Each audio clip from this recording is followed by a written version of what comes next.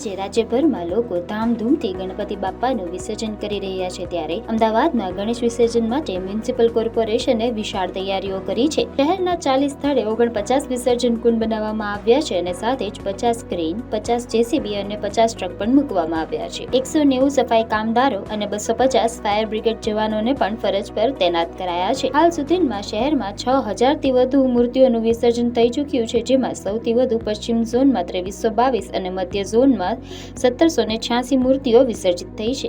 વિસર્જન યાત્રાનું સ્વાગત કરવા Paldi, Jamalpur, town hall, Victoria garden, Dashama મંદિર અને કેમ્પ હનુમાન સામે સ્ટેજ ઉભા કરવામાં આવ્યા છે, જ્યાંથી પ્રતિમાઓ પર પુષ્પવર્ષા થશે. મૂર્તિનું સન્માન જળવાય તે માટે ખાસ વ્યવસ્થા કરાઈ છે. શણગાર અને પૂજાપાનો સામાન અલગ અલગ ડબ્બામાં મુકાય, ત્યારબાદ પ્રતિમાઓને વિસર્જન માટે કુંડમાં મૂકવામાં આવશે. સુરક્ષાને ધ્યાનમાં રાખી અને ગીતા મંદિર, રાયપુર, કાલુપુર અને વાડજ સ્મશાનગૃહ વિસ્તારના કેટલાક રસ્તાઓ બંધ રહેશે, જ્યારે દાણી લીમડા અને દરિયાપુર જેવા વૈકલ્પિક માર્ગો ખુલ્લા રાખવામાં આવશે.